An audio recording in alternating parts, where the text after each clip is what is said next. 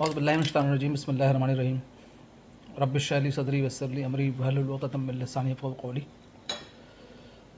आज हम company act के एक नए सेक्शन 147 पर डिस्कस कर रहे हैं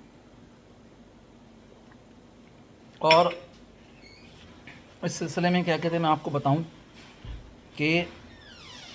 ये जो है वो इंटर कनेक्टेड है विद सम अदर सेक्शंस। जैसे सेक्शन 131 है, ठीक है ना, स्टैट्यूटरी मीटिंग के हवाले से, 132 है एनुअल जनरल मीटिंग के हवाले से और 133 है एक्स्ट्रा ऑर्डिनरी जनरल मीटिंग के हवाले से। बेसिकली होता यह है कि हर कंपनी के लिए एक रिक्वायरमेंट है कि जी वो सेक्शन 132 के तहत कि वो जो है एनुअल जनरल मीटिंग करेगी और वो जो मीटिंग होगी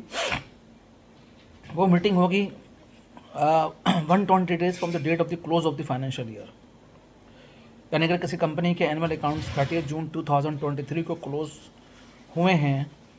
तो उसको अपनी जो एजीएम करनी है वो 31 अक्टूबर तक करनी है, 30 से 31 अक्टूबर तक। इस तरह से क्या कहते हैं, अगर किसी कंपनी की एनुअल जनरल मीटिंग दिसंबर में फाइनेंशियल ईयर क्लोज दिसंबर में क्या कहते हुआ है तो वो अपनी जो मीटिंग करेगी वो मीटिंग करेगी 30 अप्रैल 2024। यानी कि इसके अकाउंट्स दिसंबर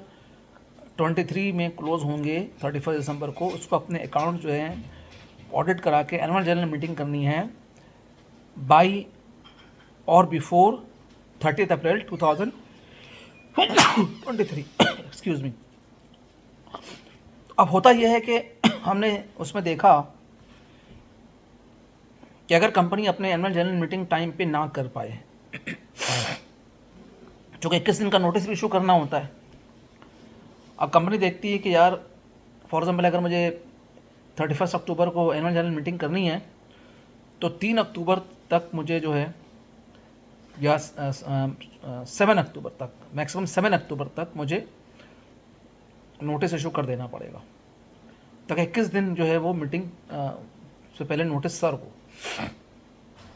अब मैंने किसी भी रीज़न की वजह से मेरे अकाउंट्स क्लोज नहीं हुए और मुझे अपने एजीएम क्या कहते आगे करनी पड़ रही है, तो हम लॉ में प्रोविज़न पढ़ चुके हैं कि जी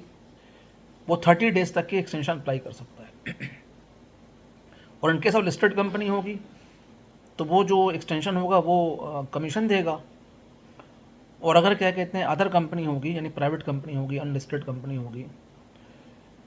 तो उसको उसकी जो एक्सटेंशन है वो रजिस्ट्रार देगा। अब होता यह है कि जी कंपनी ने जो 30 डेज़ की एक्सटेंशन ली है, कंपनी उसमें भी क्या कहते हैं एनुअल जनरल मीटिंग नहीं कर पाए। तो पुराना कंपनी ऑर्डिनेंस था, उसमें डायरेक्शन थी सेक्शन 472 की। अब ये कंपनीज एक्ट जो नया हमारा क्या कहते आया है 2017 में, जो हमारा कंपनी एक्ट आया है जिसने कंपनी ऑर्डिनेंस 1984 को रिपील किया, इसका सेक्शन है 147। सेक्शन 147 में ये है कि जी अगर क्या कहते हैं किसी कंपनी को कोई अपनी मीटिंग क्या कहते हैं होल्ड करना था और उसमें डिफ़ॉल्ट हो गया, चाहे वो क्या कहते हैं सेक्शन 131 की मीटिंग हो, स्टैट्यूटरी मीटिंग हो, या सेक्शन क्या कहते हैं 132 की मीटिंग हो, एनुअल जनरल मीटिंग हो, या सेक्शन 133 की मीटिंग हो, एक्स्ट्रा ऑर्डिनरी जनरल मीटिंग हो, तो वो क्या कहते हैं कमीशन को, अगर उसका आर्टिकल में प्रोविजन होता है, उसका आर्टिकल क्या कहते हैं उसको परमिट करता है, तो वो क्या कहते हैं अपने ओन मोशन के ऊपर अप्लाई कर देती है कंपनी कि जी हमें डायरेक्शन सीख करे कमीशन से डायरेक्शन, या रजिस्ट्रार से एज द केस में भी लिस्टेड कंपनी या अदर कंपनी है, और क्या कहते हैं उस डायरेक्शन ले कि जी मुझे एक्सटेंशन दे दें मैं मीटिंग। और फिर कमीशन क्या कहते हैं इसके ऊपर जो है वो हियरिंग कॉल करके और सिचुएशन समझ के कि ये कितने दिन में क्या कहते हो जाएगा, कंपनी जो अप्रोप्रिएट टाइम ग्रांट कर देता है। क्योंकि सेक्शन के अंदर क्या कहते हैं नहीं लिखा हुआ है कि कितने दिन की क्या कहते हैं उसको एक्सटेंशन क्या कहते हैं देनी है। और अगर क्या कहते हैं डिफ़ॉल्ट हो जाए, यानी कंपनी क्या कहते हैं मीटिंग ना कर सके और क्या कहते हैं कंपनी जो है वो डिफ़ॉल्ट कर जाए, यानी कि जैसे फॉर एग्जांपल एक कंपनी को क्या कहते हैं लिस्टेड कंपनी है, 31 अक्टूबर तक उसको रिक्वायरमेंट थी, अब आज 5 अक्टूबर है। अब अगर 7 अक्टूबर तक उसके एनुअल जनरल मीटिंग के नोटिस क्या कहते हैं न्यूज़पेपर में पब्लिश ना हो तो कमीशन को अंदाज़ा हो जाएगा कि जी ये कंपनी जो है डिफ़ॉल्ट पे जा रही है, ये 31 अक्टूबर तक मीटिंग नहीं कर सकेगी। फिर तो कमीशन चेक करेगी या रजिस्ट्रार के यार इसकी अगर लिस्टेड कंपनी है इसके लिए न्यूज़पेपर में पब्लिश होना ज़रूरी है, तो वो कमीशन चेक करेगा, और अदर कंपनी है, प्राइवेट कंपनी वगैरह है, तो कमीशन रजिस्ट्रार चेक करेगा कि यार अगर क्या कहते हैं इसने एक्सटेंशन के लिए अप्लाई नहीं किया। एक केस ये हो सकती है। दूसरी केस हो सकती है कि 30 डेज़ की एक्सटेंशन ग्रांट कर दी है कमीशन या रजिस्ट्रार ने, और उस 30 डेज़ में नोटिस जो सर्व होना था वो सर्व क्योंकि नोटिस नहीं हुआ, और कमीशन को या रजिस्ट्रार को अंदाज़ा क्या कहते हो गया कि यार ये तो मीटिंग कॉल नहीं हुई, इसका मतलब ये जो है वो नहीं होगी, डिफ़ॉल्ट हो गया, या वो टाइम पीरियड गुजर जाए जिसका एक्सटेंशन दिया था, और उस एक्सटेंशन तक क्या कहते हैं वो अकाउंट्स फाइल नहीं होते, या क्या कहते हैं जनरल मीटिंग के जो रिक्वायरमेंट्स हैं, फॉर्म्स हैं, वो फाइल नहीं होते एजीएम के, तो फिर क्या कहते हैं वो फॉर्म वगैरह फाइल नहीं होते, तो वो फिर क्या कहते हैं अंदाज़ा हो जाएगा कि डिफ़ॉल्ट हो गई कंपनी की। तो अब कंपनी खुद भी सीक कर सकती है। अगर कंपनी खुद सीक करेगी डायरेक्शन तो पीरियड एक्सपायर होने से पहले करेगी। लेकिन अगर क्या कहते हैं कमीशन देगा डायरेक्शन, तो कमीशन जो है वो क्या कहते हैं, जो 472 के डायरेक्शन कमीशन देता है किसी भी केस के अंदर, क्या कहते हो वो रजिस्ट्रार 472 की पावर रजिस्ट्रार के पास नहीं है। तो पहली एक्सटेंशन थी 30 डेज़ की, उसमें रजिस्ट्रार और कमीशन के पास पावर थी, लिस्टेड की कमीशन के पास और नॉन अदर कंपनी के रजिस्ट्रार के पास। लेकिन डिफ़ॉल्ट होने के बाद जो डायरेक्शन है वो कमीशन इशू करेगा। यानी अगर रजिस्ट्रार के नॉलेज में हो तो रजिस्ट्रार इंटीमेट करेगा कमीशन को कि जी आप जो है वो